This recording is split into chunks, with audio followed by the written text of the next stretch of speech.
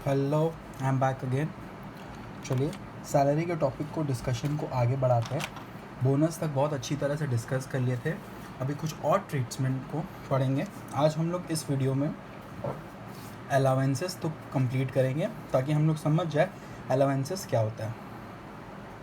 Next video में मैं कुछ आप लोग से रिटायरमेंट बेनिफिट्स को डिस्कस करूँगा, जैसे कि पेंशन, ग्रेचुइटी, जो बहुत इंपॉर्टेंट लेक्चर्स रहेगा, जो आप लोग को किसी भी लेवल एग्ज़ाम्स में सैलरी से अगर उसको सवाल पूछना है तो वो पूछ सकता है उस लेवल्स में। चलिए शुरू करते हैं। सबसे पहले जो इम्पोर्टेंट है वो ये है कि लास्ट हम लोग बोनस तक पढ़े थे कि bonus is taxable on paid basis. Bonus taxable होता है पेड बेसिस में।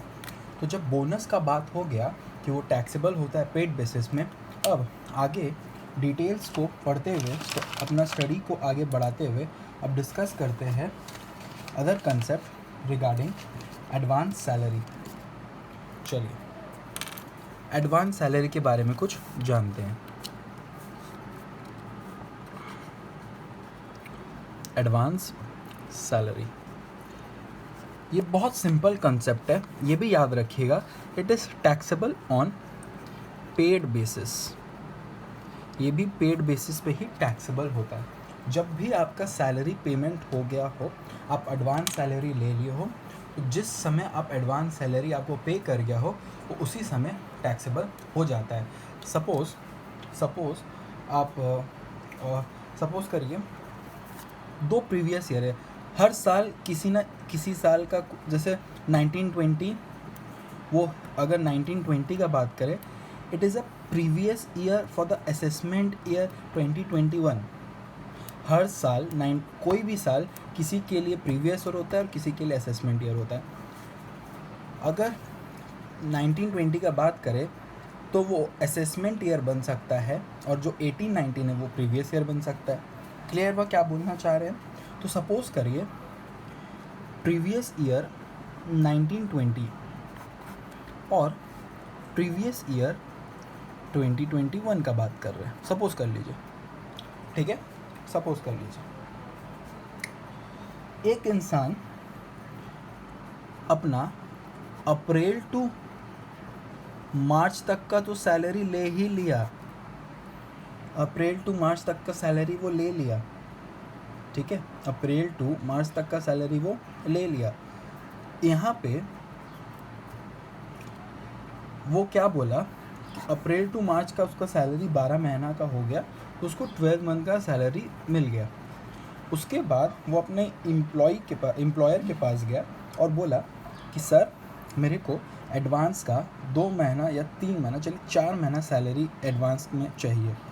तो 12 मंथ्स प्लस 4 मंथ्स, ये जो 4 मंथ का सैलरी उसको पे गया है वो इसी प्रीवियस ईयर 1920 में ही टैक्सेबल हो जाएगा, ठीक है। और जब इस प्रीवियस ईयर का बात आएगा तो यहाँ पे सिर्फ 8 मंथ का सैलरी टैक्सेबल होगा, क्योंकि advance salary is taxable only on paid basis.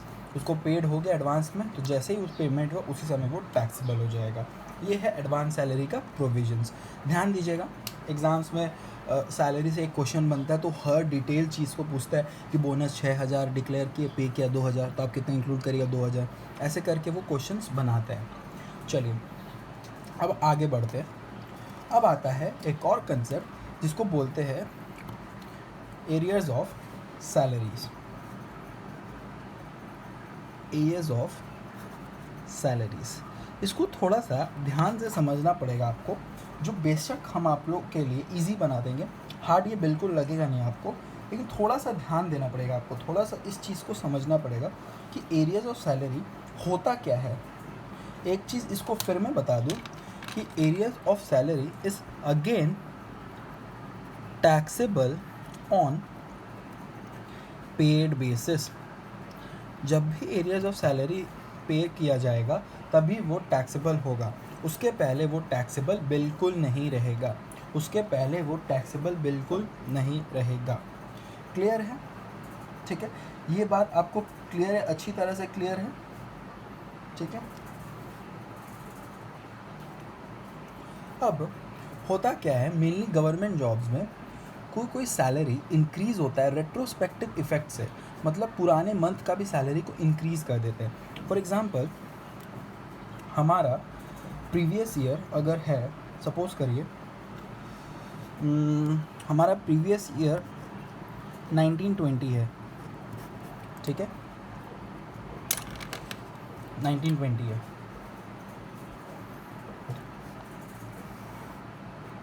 Question कुछ ऐसा है, क्वेश्चन बोल रहा है कि हमारा बेसिक सैलरी जो हम लोग हर समय एक ही सैलरी लेके चलेंगे, दैट इज़ 10,000 पर मंथ, ठीक है।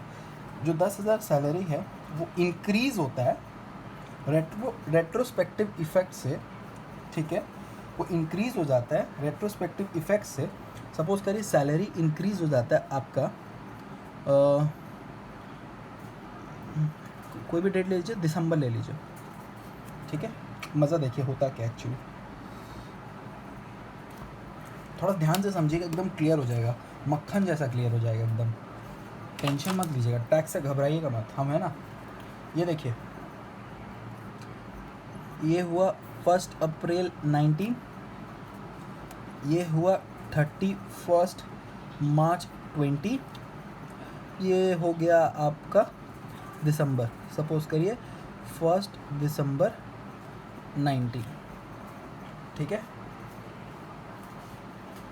क्वेश्चन में दिया हुआ है कि प्रीवियस ईयर 1920 है, ठीक है, और जिसका बेसिक सैलरी 10,000 रुपये पर मंथ है, और जिसका सैलरी इंक्रीज़ हो रहा है, जिसका सैलरी इंक्रीज़ हो रहा है, सपोज करिए 2,000 रुपये करके, जिसका सैलरी इंक्रीज़ हो रहा है 2,000 रुपये करके, 2,000 रुपये करके इंक्रीज़ हो रहा है, जिसका salary with retrospective effect from, with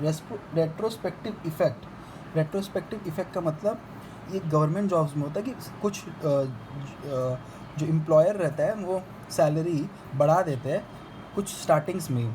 तो सपोज़ करिए ये अप्रैल है, तो जनवरी फरवरी मार्च है इधर, that is this that is 1 जनवरी 2020, ठीक है। This that is 1 February 2020 and again this date is 1 March 2020। Salary आपका इंक्रीज़ हो रहा है रेट्रोस्पेक्टिव, मतलब इस साल से नहीं, जनवरी से ही हम इंक्रीज़ कर दे रहे हैं उसको। यहाँ पे बोल रहे हैं कि देखिए क्वेश्चन को समझिएगा, क्वेश्चन में ऐसा दिया रहेगा अरियर्स ऑफ सैलरी होता क्या। हम पहले जो समझा रहे हैं कि अरियर्स ऑफ सैलरी का कंसेप्ट क्या है, अरियर्स ऑफ सैलरी का कंसेप्ट क्या है। अब हर जन को अरियर्स ऑफ सैलरी नहीं बोल सकते, ठीक है। क्वेश्चन में दिया है कि आपका बेसिक सैलरी 10,000 रुपये है, ठीक है, और सैलरी इंक्रीज़ हो रहा है 2,000 रुपये से, और ये जो इंक्रीज़ हो रहा है ये इंक्रीज़ हो रहा है आपका दिसंबर को, लेकिन इफेक्ट हो जा रहा है विथ रेट्रोस्पेक्टिव इफेक्ट फ्रॉम यहाँ से, विथ रेट्रोस्पेक्टिव इफेक्ट फ्रॉम 1/1/2020, मतलब 1 जनवरी से ही बढ़ा देंगे। तो ये जो 1 जनवरी से मार्च का तक जो जर्नी है, ये जो 1 जनवरी से लेके मार्च तक का जर्नी है, ये तो ऑलरेडी सॉरी डेट्स में गड़बड़ हो गया, डेट्स में थोड़ा गड़बड़ हो गया। ये 19 रहेगा, ये 19 रहेगा, और ये 19 रहेगा, ठीक है। इस डेट से बढ़ा दिया जाएगा, इस समय रहा है लेकिन बढ़ा दिया जाएगा यहाँ से, तो सैलरी आपका 2,000 करके बढ़ जाएगा। तो बेटा ये पॉइंट से लेके ये पॉइंट तक, ये जो 3 महीना है, इसी को एरियाज ऑफ सैलरी बोलते हैं, क्योंकि ये पिछले साल का है, ये पिछले साल का हो गया। समझ रहे हैं हम क्या बोल रहे हैं, ये आपका पिछले साल का हो गया, यानी कि ये आपका फॉल करेगा 18-19 वाला कंसेप्ट में। समझ आ रहा है, ये आपका फॉल करेगा 18-19 वाला कंसेप्ट पे, और हम लोग निकाल रहे हैं 1920 का टैक्सेबल। तो अरियर्स ऑफ सैलरी ये जो था ये बढ़ रहा है दिसंबर को, उस समय ये इंक्लूड नहीं किया था, तो जिस समय आपका ये अरियर्स ऑफ सैलरी पेमेंट होगा, एरियर्स ऑफ सैलरी जिस समय पेमेंट होगा वो इंक्लूड हो जाएगा टैक्सेबल अमाउंट में। तो arrears of salary taxable on paid basis. Question में लिख दिया है there is an arrears of salary which is paid on, suppose करिए 5 जुलाई, तब आप इस एरियाज ऑफ सैलरी को इंक्लूड कर लीजिएगा। लेकिन जब तक पेमेंट नहीं बोल रहा तब तक आप इंक्लूड मत करिएगा। आई गेस हम एरियाज ऑफ सैलरी एक्सप्लेन करने के लिए समझ आ गया कि आपको एरियाज ऑफ सैलरी होता क्या है। एरियाज ऑफ सैलरी का मतलब आप इंक्लूड करिएगा जो आपका जो करेंट प्रीवियस ईयर है उसके पिछले प्रीवियस ईयर में कुछ सैलरी को बढ़ा दिया गया है उस समय से, तो जिस अमाउंट में बढ़ाया गया उसको एरियाज ऑफ सैलरी बोलते हैं कि इतना एरियाज ऑफ सैलरी है। बढ़ाया कितना, 2000 रुपये से, तो 2000 into 3 is equal to 6000. This 6000 is arrears of salary, and this 6000 will be taxable only if it is paid, and if it is paid in this previous year at any day of the month, then that 6000 will be included here. इसको लेके tax कर देंगे। हम आपको arrears of salary का concept समझा है। बाकी टीचर्स क्या करते हैं, arrears of salary taxable on paid basis, बस ख़त्म। जब एरियर्स ऑफ सैलरी पे हो रहा है उस दिन वो टैक्सेबल हो जाएगा। कंसेप्ट जानना बहुत ज़रूरी है कि एरियर्स ऑफ सैलरी होता क्या है, ठीक है। जो पिछले साल में आपका प्रीवियस ईयर का जो पिछले साल में आप कुछ इनकम अर्न कर रहे हो और उस दाम बढ़ाया गया है, उस सैलरी को एरियर्स ऑफ सैलरी बोला जाता है। I guess I am clear here.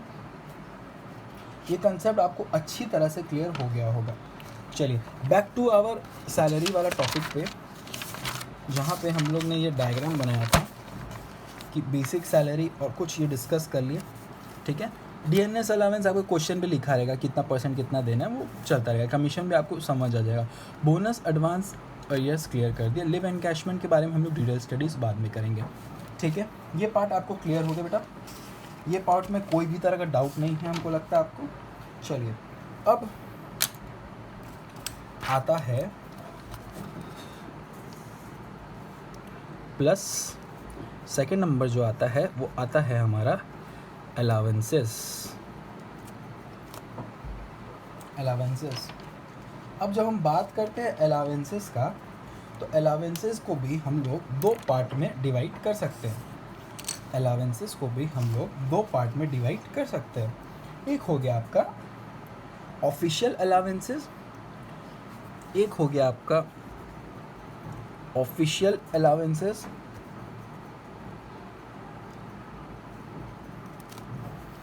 और एक हो गया आपका पर्सनल अलावेंसेस।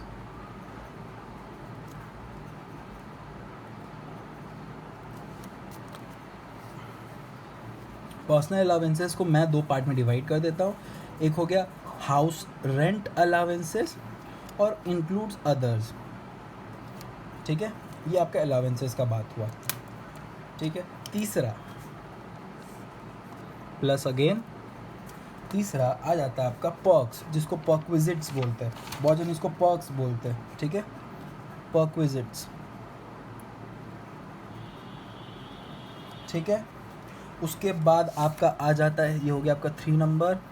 उसके बाद आपका आ जाता है प्लस करके एम्प्लॉय प्रोविडेंट फंड, ठीक है, ये हो गया आपका 4 नंबर। उसके बाद आपका 5वां नंबर पे आ जाता है रिटायरमेंट बेनिफिट्स, प्लस करके लिख देता हूँ रिटायरमेंट बेनिफिट्स। जब आप इस 1 से लेके 5 को ऐड कर दोगे तो आपको मिलेगा, 1 से लेके 5 आप ऐड करोगे तो आपको मिल जाएगा आपका ग्रॉस सैलरी। ग्रॉस सैलरी में आपको माइनस करना पड़ेगा डिडक्शन अंडर सेक्शन 16, तब आपको मिल जाएगा आपका नेट सैलरी। क्लियर है बेटा। बेसिक सैलरी के बारे में मैंने आपको बहुत अच्छा डिटेल एक्सप्लेनेशन दे दिया। नाउ हम लोग मूव करेंगे अलावेंसेस पे, उसके बाद हम लोग मूव करेंगे रिटायरमेंट्स पे, उसके बाद हम लोग मूव करेंगे पर्क्विजिट्स पे, उसके बाद हम लोग एम्प्लॉय प्रोविडेंट फंड्स पे मूव करेंगे और हमारा सैलरी कंप्लीट हो जाएगा अच्छी तरह से। क्लियर हुआ? अच्छी तरह से ये पार्ट क्लियर है, ठीक है। कोई भी डाउट इस पार्ट में? चलिए देखिए, मैं शुरुआत में अपना वीडियो में पहले भी बोल दिया, मेरा टारगेट है प्रोविजंस को एक्सप्लेन करना, ताकि आप एग्ज़ाम में कोई भी डिटेल सम कर रहे हो तो आपको पता हो कि हाँ सर ने बोला था इस सैलरी का ऐसे इसका ट्रीटमेंट होगा। बोनस कितना पेड हुआ है, 6,000 दिया, डिक्लेयर कितना किया था 10, लेकिन पे कितना किया 6, तो कितना बोनस टैक्सेबल होगा 6। ये सब आपका ईजी हो जाएगा। समझ आ रहा है? चलिए,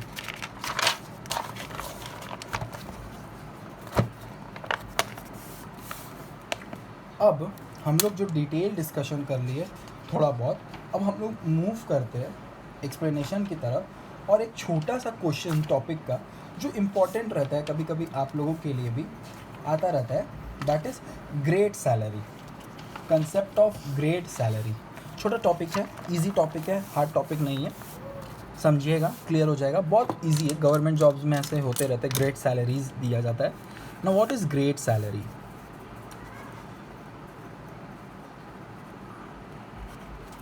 ग्रेड सैलरी का कंसेप्ट क्या है? इजी है, खाली समझ लीजिएगा इसको समझ लीजिएगा। ये देखिए, ग्रेड सैलरी है क्या? कुछ ऐसा रहता है, सपोज करिए ऐसे 12,000 लिखा हुआ है, ठीक है, फिर 1,000, फिर आपका 15,000, फिर आपका 2,000, फिर आपका 30,000। इसको समझिए क्या बोल रहा है, ये बोलने क्या मांग रहा है, आप इसको समझिए अच्छी तरह से। अब वो क्या एक्सप्लेन करने मांग रहा है? ये बोल रहा है कि आपका बेसिक सैलरी स्टार्ट होगा 12,000 से, ठीक है, उसके बाद आपका सैलरी हर साल बढ़ेगा 1,000 रुपये तक, ठीक है, हर साल वो बढ़ेगा 1,000 रुपये तक। वो तब तक बढ़ेगा जब तक वो 15,000 ना पहुंच जाए। जैसे जिस साल वो 15,000 पहुंच जा रहा है, उसके नेक्स्ट साल से ये 15,000 नेक्स्ट साल से बढ़ेगा 2-2 हज़ार करके, और ये 2-2 हज़ार बढ़ता रहेगा कब तक? जब तक उसका 30,000 ना हो जाए, ठीक है, जब तक उसका 30,000 ना हो जाए। क्लियर हो? अच्छा, ये सैलरी बढ़ता कब से? हर साल, मतलब क्या 1 अप्रैल से? ज़रूरी नहीं है कि 1 अप्रैल से बढ़ जाएगा, ये बढ़ता है। जो इंक्रीमेंट होता है आपका सैलरी में, जो इंक्रीमेंट होता है ग्रेड सैलरी में, वो रहता है आपका date of joining of job. Salary का इंक्रीमेंट होगा date of joining of jobs, कि आप कौन सा दिन जॉब को ज्वाइन किए हैं, ठीक है। अब जिस दिन जॉब को ज्वाइन किए उस समय से आपका सैलरी बढ़ना चालू हो जाएगा। सपोज कर लीजिए मिस्टर करण, ठीक है, जॉब ज्वाइन किया, जॉइंड जॉब ऑन 1/4/16, ठीक है। Calculate salary for previous year 1920। Calculate कर लीजिए सैलरी प्रीवियस ईयर 1920 का। चलिए कैलकुलेट कर लीजिए। देखिए 1/4/16 को उन्होंने जॉब ज्वाइन किया, तो 1 अप्रैल 2016 को उन्होंने जॉब अगर ज्वाइन किया, तो ऑब्वियस बात है ये एंड होगा 31 मार्च, आपका 31 मार्च को ये एंड हो जाएगा, ठीक है। 1/4/16 में अगर उन्होंने ज्वाइन किया तो ये 31 मार्च 17 में एंड हो जाएगा, ठीक है। तो ये जो 1/4 जब उन्होंने जॉब ज्वाइन किया, उनका ग्रेड सैलरी मैंने बोला शुरू किससे होगा? 12,000 से, तो ये सैलरी था 12,000, ठीक है, 12,000। क्लियर है? उसके बाद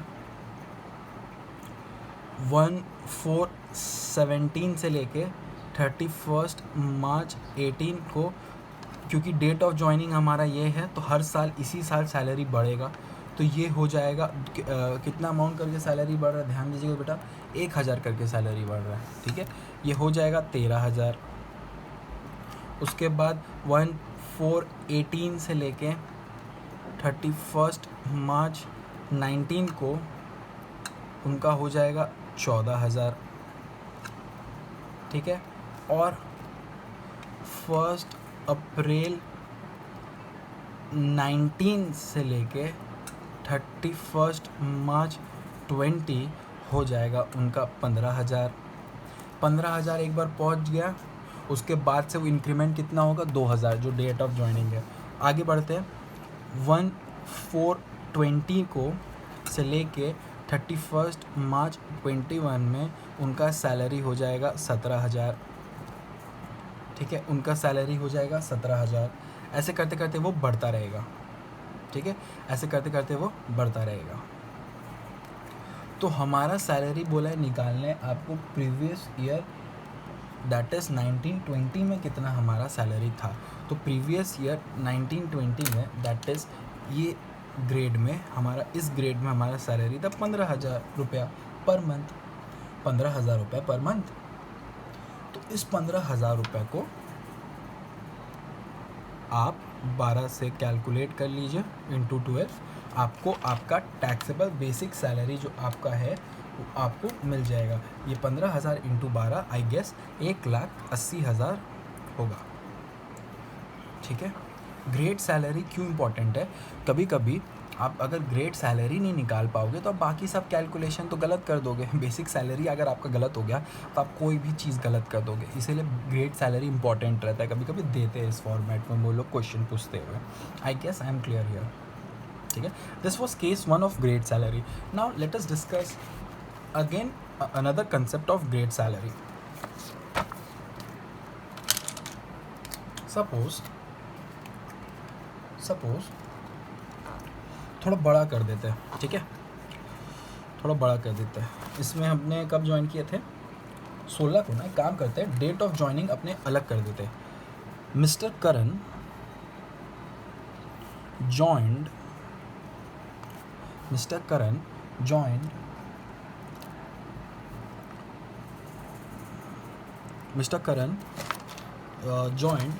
जॉब ऑन 1/7/2014 में उन्होंने जॉब ज्वाइन किया। ठीक है, 2014 में उन्होंने जॉब ज्वाइन किया। ठीक है,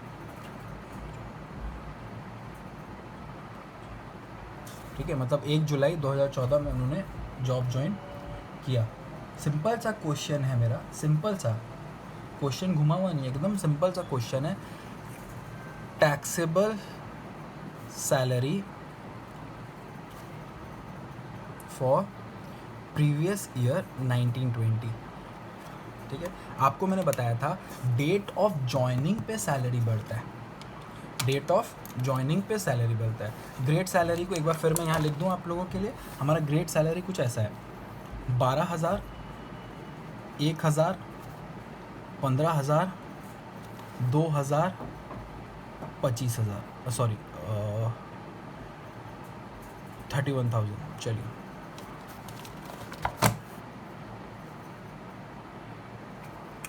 ठीक है, अब इसको करिए, सॉल्व करिए प्लीज़। चलो कैलकुलेट करते हैं। आप करिएगा तो आप पॉज करिए, कर लीजिए। इजी है, हार्ड नहीं है। इजी है, हार्ड नहीं है। कैलकुलेट करते हैं। 1/7/14 को डेट ऑफ ज्वाइनिंग है। अपना नेक्स्ट सैलरी इंक्रीज़ कब होगा? 1/7/14 को अपना ये है, तो नेक्स्ट सैलरी अपना इंक्रीज़ ये एंड होगा 36, मतलब 30 जून 2015। इस समय अपना सैलरी यहाँ से लेके यहाँ तक का अपना जो सैलरी था वो था 12,000 रुपया। ठीक है, उसके बाद 36/15 को ख़त्म हो रहा है, तो वापस से 1 जुलाई 15 को शुरू होगा, 30 जून को ख़त्म होगा। सर यहाँ पे हम लोग अप्रैल टू मार्च क्यों नहीं ले रहे? बेटा वहाँ पे हम लोग अप्रैल टू मार्च इसलिए ले रहे थे क्योंकि वहाँ पे जॉय भी ज्वाइन किया था 1 अप्रैल को, और हम पहले भी बोल दिए कि आपका सैलरी बढ़ता है date of joining of job से। ठीक है, तो यहाँ पे आपका हर साल सैलरी बढ़ेगा इसी तारीख को, इसीलिए हम लोग को ये डेट से लेके उस डेट तक पे जाना पड़ता है। ठीक है, क्लियर है? तो वापस से आपका सैलरी हो जाएगा 13,000, क्योंकि 12,000 से शुरू है, फिर 1,000 करके बढ़ेगा, यहाँ क्लियर लिखा हुआ है। उसके बाद आपका 1/7/16 से लेके 36/17 तक आपका सैलरी अगेन रहेगा 14,000, क्लियर है। फिर 17 से लेके 36, ठीक है, 18 तक आपका सैलरी रहेगा, ये वाला चीज़ में आपका सैलरी रहेगा 15,000 हो जाएगा, ये क्लियर है, ये 50,000 हो जाएगा। उसके बाद जैसे ही 15,000 पहुंचा उसके बाद वो 2,000 करके बढ़ेगा, तो 1718 से आपका सैलरी रहेगा 17,000, ठीक है, और 1719 से आपका सैलरी रहेगा 36, 2020 तक का 2,000 करके बढ़ेगा 19,000, ठीक है। इस केस में देखिए मज़ा क्या आ जाएगा, मज़ा बहुत क्रिएट हो जाएगा। 1920 का निकालना है, प्रीवियस ईयर 1920 का हमको सैलरी बता दीजिए सर। तो देखिए बेटा, प्रीवियस ईयर 1920 में अप्रैल 19 से लेके मार्च 20 तक निकालना है। तो अप्रैल 90 तो यहाँ भी कुछ फॉल हो रहा है, जिसमें कुछ सैलरी 17,000 है, ठीक है, कुछ सैलरी 17,000 है, क्लियर हो रहा है हम क्या बोल रहे हैं। कुछ सैलरी अपना 17,000 है, तो उस सेंस पे आपको क्या करना है, ये देखिए यहाँ पे आपको इंक्लूड करना है 3 महीना का, दैट इज़ अप्रैल मई जून। यहाँ पे आपको 3 महीना का मिलेगा सैलरी, अप्रैल मई जून, क्योंकि यहाँ पे सॉरी दूसरा कलर का पेन, यहाँ पे अप्रैल मई जून, क्योंकि अप्रैल 19 से लेके मार्च 20 में क्या क्या महीना आता है बेटा, अप्रैल मई जून जुलाई अगस्त सितंबर अक्टूबर नवंबर दिसंबर जनवरी फरवरी, ये आपके लिए कर रहा हूँ मैं सिर्फ मार्च, ठीक है, 19 से लेकर 20 तक का, ये हुआ आपका 2020 में गिरेगा, और ये आपका 2019 पे गिरेगा 1920 का। तो यहाँ पे देखिए अप्रैल चालू हो गया 19 का, जून तक उसका सैलरी 17,000 था, तो ये जो 3 महीना था उसके उस समय सैलरी 17,000 था इंटू 3, क्लियर है, क्लियर है अच्छी तरह से। और बाकी मार्च तक मतलब 1 जुलाई से 19 का उसका अप्रैल तक का, मतलब बाकी का रेस्ट जो आप बोल सकते हो कि हमको कैलकुलेट करना है, यानी कि बाकी का 9 महीना आपका इधर उसका 19,000 रुपये था, तो 19,000 इंटू 9, समझ आ रहा है क्या बोल रहे हैं, ठीक है। अब कैलकुलेट कर लीजिए सैलरी को, 2 ऑप्शन में आपको कैलकुलेट करवाया। सबसे पहले 17,000 इंटू 3 अगर आप कैलकुलेट करिएगा तो ये आएगा आपका 51,000, ठीक है। उसके बाद आपको 19,000 इंटू 9 करके कैलकुलेट करना है, तो ये आपका आ जाएगा 1,71,000। तो 1,71,000 प्लस 51,000 अगर आप कैलकुलेट करिएगा तो आपका सैलरी जो 1920 में है वो है 2,22,000, क्लियर हुआ, क्लियर हुआ बेटा।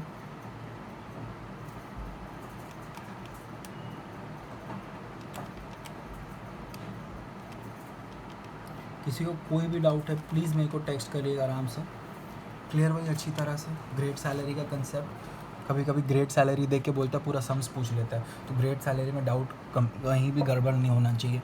मैंने आपको 2 बेस्ट पॉसिबिलिटी दिखा दिया कि वो लोग क्वेश्चन कहाँ पूछ सकते हैं, किस सेंस पे पूछ सकते हैं, ठीक है, क्लियर है।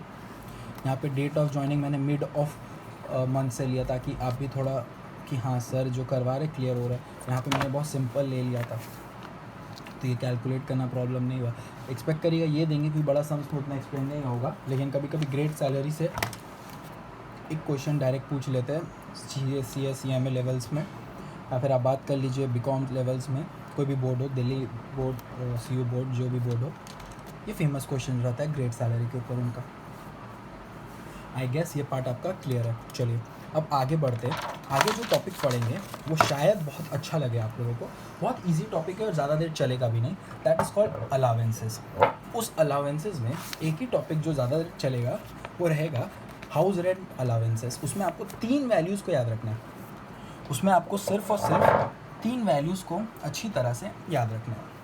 लेकिन चलिए पहले अलावेंसेस की तरफ बढ़ते हैं। अलावेंसेस पढ़ेंगे तो अपना कंसेप्ट बहुत अच्छी तरह से क्लियर हो जाएगा कि हाँ होता क्या है अलावेंसेस और उसका पूरा अच्छी तरह से फैक्ट्स। ठीक है,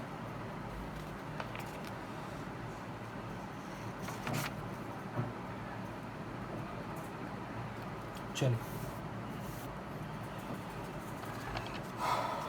जस्ट समय पेन मिल जाए मुझे और दूसरा कलर का तो मैं क्लियर से समझा पाऊँ। चलिए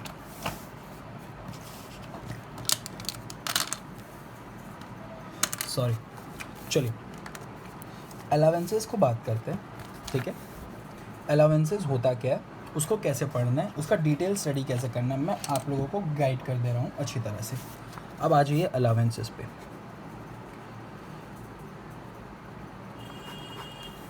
अलावेंसेस क्या होता है, पढ़ना कैसे इसको, वो भी उसको अच्छी तरह से कंप्लीट करते हैं हम लोग। अलावेंसेस का कुछ कंसेप्ट्स है जो आप लोगों को याद रखना है। छोटे छोटे क्वेश्चंस में इंक्लूड होकर ज़रूर पूछता है। ठीक है, इसको इग्नोर मत करिएगा, इससे ज़रूर क्वेश्चंस आते हैं। ऐसा नहीं है कि क्वेश्चंस नहीं आते, आते हैं। अलावेंसेस का मतलब होता है any benefits you get in cash, any benefits you get in cash, and if there is any benefit you get in kind then it is called perquisites. ठीक है, जैसे कि मैंने पहले क्लास में डिस्कस किया था, अलावेंसेस 2 तरह का होता है। इसी क्लास में डिस्कस किया था। एक हो गया ऑफिशियल अलावेंसेस और एक हो गया personal allowances. Personal allowances again 2 तरह का होता है, house rent allowances and others. मतलब क्या, अलावेंसेस को अगर हम डिवाइड करें 2 पार्ट में डिवाइड हो जाएंगे। सबसे पहला ऑफिशियल अलावेंसेस,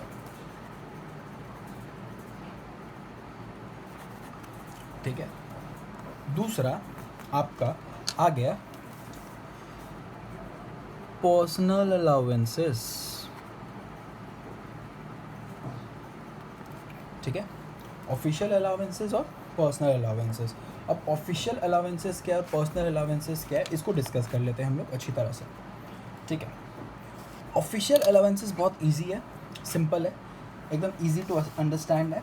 लेकिन आपको याद करना पड़ेगा इन 6 अलाउंसेस को जो ऑफिशियल अलाउंसेस में इंक्लूड होता है।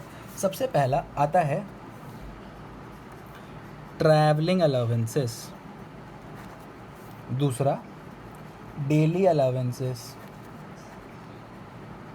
याद कर लीजिएगा ऑफिशियल अलाउंसेस 6 तरह का होता है। फिर तीसरा convenience allowances, convenience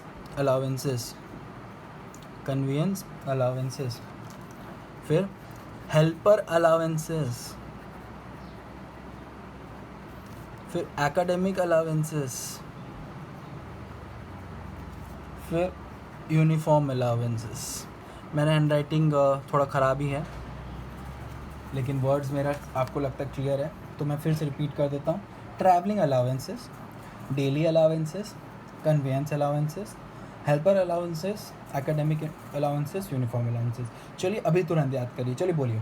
travelling allowances, उसके बाद daily allowances, conveyance allowances, academic allowances, uniform allowances and helper allowances. फिर बोले हम लोग सब, चलिए फिर से बोलिए।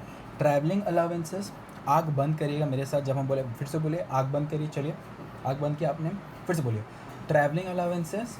उसके बाद आता है, बोलिए, हम बोलें कि आप बोलते रहिएगा। चलिए फिर से बोलिए, आँख बंद करिए, पहले बोलिए ट्रैवलिंग अलाउंसेस, डेली अलाउंसेस, उसके बाद helper allowances, academic allowances, uniform allowances, conveyance allowances. ज़रूरी नहीं लाइन टू लाइन ही बोले, लेकिन आपको जैसे सुविधा पड़े आप याद कर लीजिए। ठीक है, travelling allowances, daily allowances, conveyance allowances, helper allowances, academic allowances and uniform allowances.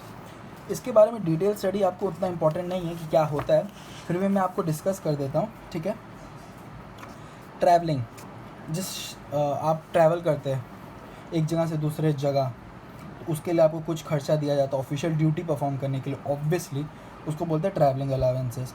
आप जा रहे हो, वहाँ रहोगे, खाओगे पियोगे, ऐसा तो नहीं कुछ खाओगे नहीं, ऑफिस वाला आपको देता है, लेकिन जो आप ट्रैवलिंग कर रहे हो वो ऑफिशियल के लिए, ऑफिस के लिए कर रहे हो, ऑफिशियल ड्यूटी के लिए कर रहे हो तब, ठीक है।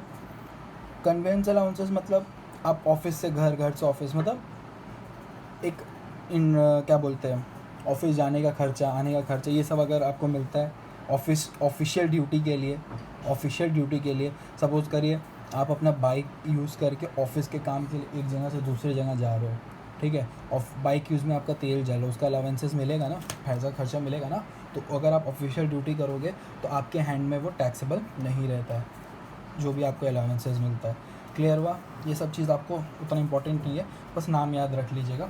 जो इम्पॉर्टेंट है ऑफिशियल अलावेंसेस में वो आपको मैं बता दे रहा हूँ कि ये अलावेंसेस आपको पे किया जाता है, this allowances is paid to perform official duty.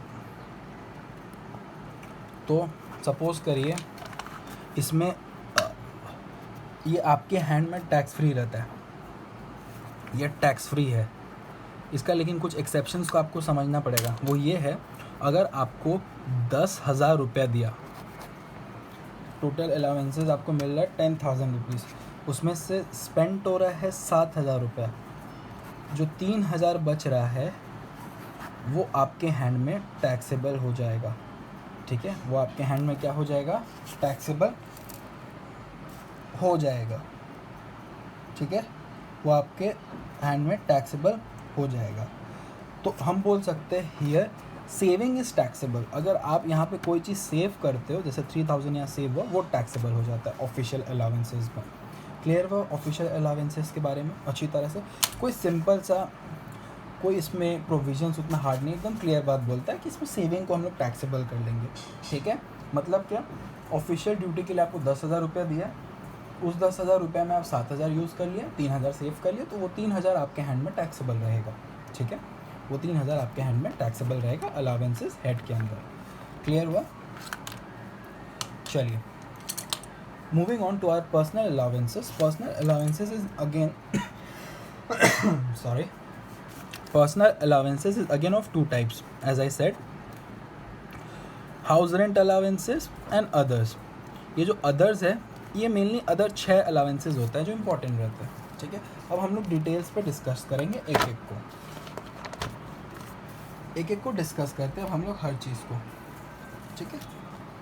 अब देखिए, पहला अलावेंसेज आता है जिसको हम लोग शॉर्ट फॉर्म में बोलते हैं, पूरा नाम से हम लोग एक काम करे पढ़ते हैं, चिल्ड्रन एडुकेशन अलावेंसेस।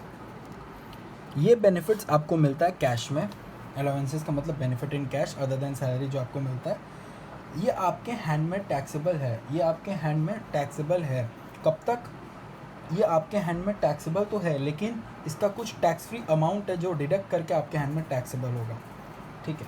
वो क्या बोलता है कि चिल्ड्रन एडुकेशन अलाउंस जो मिलता है वो टैक्सेबल है, लेकिन फुल्ली टैक्सेबल में वो नहीं आता है, this is not fully taxable. Then what is taxable? What is taxable?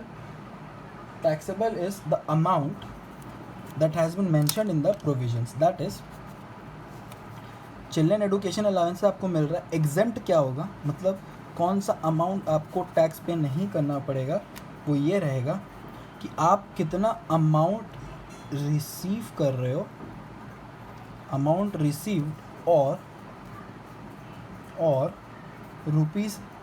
₹100 पर चाइल्ड, ठीक है, मतलब ₹100 पर मंथ पर चाइल्ड, मैक्सिमम 2 चाइल्ड के लिए। इन दोनों में से जो लेस होगा वो एग्जेम्प्ट रहेगा, टैक्स फ्री हो जाएगा। नहीं समझे? एग्जाम्पल दे देते हैं, एग्जाम्पल बहुत सिंपल सा दे देते हैं आपको। सपोज करिए आपको चिल्ड्रन एडुकेशन अलाउंसेस मिलता है ₹200, ठीक है, 200 मिलता है पर चाइल्ड के लिए, पर मंथ के लिए, ठीक है। और ये 200 पर चाइल्ड पर मंथ के लिए जाता है, और आपके 3 बच्चे हैं, आपके 3 बच्चे, तो बेसिकली आपको मिलता है 2000 रुपया 3 बच्चों के लिए 12 महीना के हिसाब से, ठीक है। अगर आप इसको कैलकुलेट करिएगा, इसका अमाउंट निकलेगा 7200। ये आपको मिलता है टोटल में, ठीक है। पर चाइल्ड के लिए आपको 200 मिलता है पर मंथ के हिसाब से, वही चीज़ को हम एक्सप्लेन कर दिए। 3 बच्चे हैं, 3 चिल्ड्रन के लिए, 3 बच्चों के लिए आपको 200 रुपये करके मिलता है 12 महीना तक, 7200 मिलता है। लॉ बोलता है इस अलावेंसेस टैक्सेबल है, लेकिन 100% टैक्सेबल नहीं है। कुछ डिडक्शन दे दो, कितना डिडक्शन दो, जितना अमाउंट रिसीव हो रहा है, अमाउंट आपको कितना रिसीव हो रहा है 7200, या फिर 100 रुपया पर चाइल्ड पर मंथ पर चाइल्ड, मैक्सिमम 2 चिल्ड्रन के लिए जितना अमाउंट निकलेगा, इन दोनों में से जो लेस होगा वो टैक्सेबल कर देना, इन दोनों में से जो लेस होगा उसको टैक्सेबल कर देना। तो चलिए, अमाउंट रिसीव्ड तो निकल गया अपना, अमाउंट रिसीव्ड तो निकल गया। अब ये वाला हिसाब कर लेते हैं जो लिमिट दिया हुआ है लॉ में, 100 रुपया 12 महीना के हिसाब से, लेकिन मैक्सिमम कितना लिखा है लॉ में 2 चाइल्ड के लिए, मैक्सिमम कितना लिख दिया लॉ में 2 चाइल्ड के लिए। तो इस हिसाब से अगर आप देखिएगा कि आपको कितना मिलना चाहिए, तो आपको यहाँ पे 2400 रुपये का लिमिट दिखेगा। तो इन दोनों में से लोअर कौन सा है 2400, तो 2400। तो आप लोग से क्वेश्चन क्या पूछ रहा है, अगर आप लोग से पूछे टैक्स फ्री अमाउंट कितना रहेगा, this will be the tax free amount. फिर बोलेगा कि टैक्सेबल अमाउंट कितना रहेगा, तो 7200 में से माइनस कर लीजिएगा 2400, 7200 में से माइनस कर लीजिएगा 2400, तो आपका अमाउंट आ जाएगा 4800, जो कि टैक्सेबल अमाउंट रहेगा।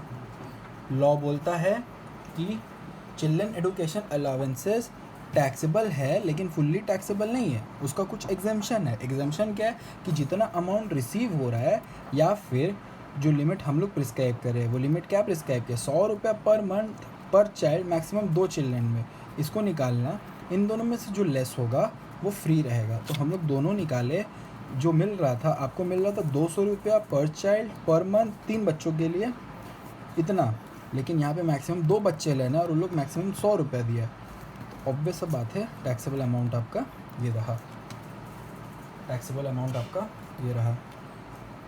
क्लियर हुआ, अच्छी तरह से क्लियर हुआ, ठीक है।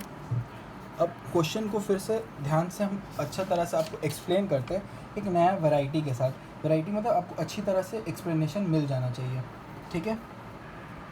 You are receiving children education allowances, आपको चिल्ड्रन एडुकेशन अलावेंसेस मिल रहा है 50 रुपया पर मंथ पर चाइल्ड के लिए, ठीक है।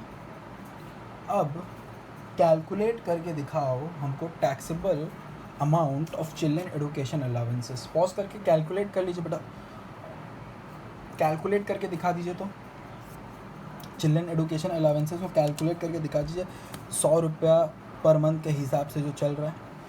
तो ये देखिए, और पर मंथ पर चाइल्ड, और आपका पर चाइल्ड 3 है, तो वो 3 जन के लिए आपको दे रहा है, ठीक है। तो ये ऐसा हो जाएगा 50 × 12 × 3 बच्चों के लिए। समझे हम क्या किए, 50 रुपये आपको मिल रहा है 12 महीना के लिए मिल रहा है, और आपको 3 बच्चों के लिए मिल रहा है। आपको मिल कितना बच्चों के लिए रहा है, आपको मिल रहा है 3 बच्चों के लिए। तो आपका अमाउंट कितना रिसीव हो रहा है, आपको अमाउंट रिसीव हो रहा है 1 साल में, अमाउंट रिसीव कितना हो रहा है आपको 1800 रुपया, ठीक है। लॉ में कितना एग्जेम्प्ट अमाउंट दिया हुआ है, लॉ में कितना एग्जेम्प्ट अमाउंट दिया हुआ है, ठीक है। ये आपका अमाउंट रिसीव्ड है, ठीक है, ये आपका अमाउंट रिसीव्ड है, इतना आपको मिल रहा है। लेकिन लॉ में क्या बोला है, लॉ में बोला है सिंपल सा कि आप जितना आपको मिलेगा कितना आपको मिलेगा उतना ही अमाउंट जितना आप रिसीव कर रहे हो, या अगर वो साइलेंट है तो 100 रुपये आपको मिल जाएगा। तो इस केस में अगर आप ध्यान दीजिएगा तो यहाँ पे आपको जो टैक्स फ्री अमाउंट मिलना चाहिए, बच्चे यहीं पे गलती कर देते हैं। बच्चे जो है यहाँ पे ही गलती कर देते हैं, ठीक है, यहीं पे गलती कर देते हैं वो लोग। मैं आपको सही बात बता रहा हूँ, यहीं पे वो लोग गलती कर देते हैं। ये आपको इतना मिल रहा है, ठीक है, इतना आपको मिल रहा है।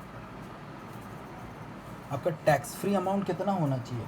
टैक्स फ्री अमाउंट आपका अगर हम ध्यान देंगे, आप टैक्स फ्री अमाउंट अगर आप ध्यान दोगे तो अमाउंट रिसीव्ड पर चाइल्ड, ठीक है, अमाउंट रिसीव्ड पर चाइल्ड कितना है, ठीक है, अमाउंट रिसीव्ड पर चाइल्ड कितना है, या फिर 100 रुपया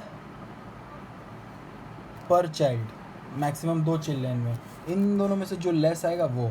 तो यहाँ पे बहुत जन क्या करेंगे ना, यहाँ पे तुरंत सब 100 रुपये लिखेंगे, 12 महीना करेंगे, इंटू 2 कर देंगे। ये गलत हो जाएगा। यहाँ पे बोला है आप 100 रुपये देखो, अमाउंट रिसीव्ड अगर 100 रुपये से कम है तो ऑब्वियस बात है वही होगा पर चाइल्ड के। मैक्सिमम 2 चिल्ड्रन, 2 चिल्ड्रन से क्रॉस मत करिएगा, 2 चिल्ड्रन से ज़्यादा क्रॉस मत करिएगा। अमाउंट रिसीव जितना हो रहा है या फिर 100 रुपये पर मंथ 2 चाइल्ड के लिए, simple. Amount receive per month या फिर 100 रुपये पर मंथ 2 चाइल्ड के लिए। तो यहाँ पे अमाउंट रिसीव तो अपना कम ही है, 100 रुपये से कम 50 रुपये है ना, तो यहाँ पे 50 रुपया होगा, ठीक है, इंटू 12 होगा, इंटू 2 होगा। अब कैलकुलेट करिए कितना होता है। 50 इंटू अगर आप 12 करते हो, 50 इंटू 12 अगर आप करते हो और उसको 2 से डिवाइड इंटू करते हो तो आपको 1200 रुपये मिलेगा। ये 1200 टैक्स फ्री है, तो टैक्सेबल अमाउंट हमारा 600 रहेगा। आई गेस हम क्लियर है यहाँ पे। चिल्ड्रन एडुकेशन अलावेंसेस में डायरेक्ट बोलता है, ट्रीटमेंट बोलता है exempt up to amount received per child, exempt up to amount received per child, और 100 रुपीज़ 100 पर मंथ पर चाइल्ड, लेकिन मैक्सिमम 2 बच्चों के लिए, मैक्सिमम 2 बच्चों के लिए करिएगा, ठीक है, पर चाइल्ड 100 रुपये पर मंथ, मैक्सिमम 2 बच्चों के लिए। यहाँ पे अपने को कितना, उन लोग कितना दे रहा था, यहाँ पे वो लोग 200 इंटू 3 इंटू इतना दे रहा था, ठीक है, 200 वो लोग दे रहा था, लेकिन यहाँ पे अपने 100 रुपये वाला फॉलो किए, क्योंकि 200 या फिर ये दोनों में से जो लेस हो, क्लियर हो। यहाँ पे 50 रुपये या 100 दोनों में से लेस कौन सा था, 50 रुपये। यहाँ 3 चिल्ड्रन के दे रहे थे, बस हमको उसको 2 चिल्ड्रन में कन्वर्ट करना था, क्योंकि हम लोग को सिर्फ 2 चिल्ड्रन तक ही अलाउ करता है। ये अपना यहाँ पे कंप्लीट हुआ चिल्ड्रन एडुकेशन अलावेंसेस का डिस्कशन, जो ठीक ठीक था, इम्पॉर्टेंट था, ख़राब नहीं था। Moving on to another allowances that we can say is called hotel expenditure allowances, जिसको होटल एक्सपेंडिचर अलावेंसेस बोला जाता है। Hotel expenditure allowances. अब ये होटल एक्सपेंडिचर अलावेंसेस क्या होता है? होटल एक्सपेंडिचर अलावेंसेस होटल बोल रहा हूँ मैं, सॉरी हॉस्टल एक्सपेंडिचर अलावेंसेस क्या होता है?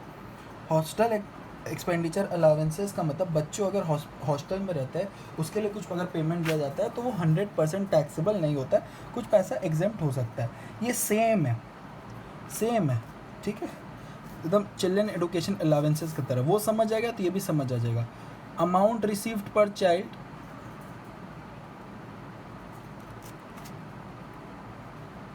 वहाँ पे 100 रुपया था, यहाँ पे 300 रुपया पर चाइल्ड पर मंथ, मैक्सिमम 2 बच्चों के लिए देगा, मैक्सिमम 2 बच्चों के लिए एग्जेम्प्ट रहेगा, इन दोनों में से जो लोअर अमाउंट रहेगा, ठीक है।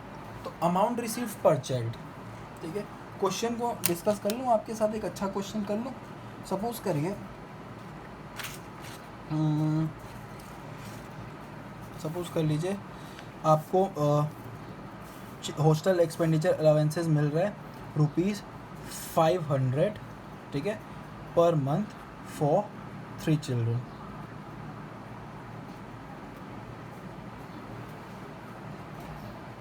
Amount receive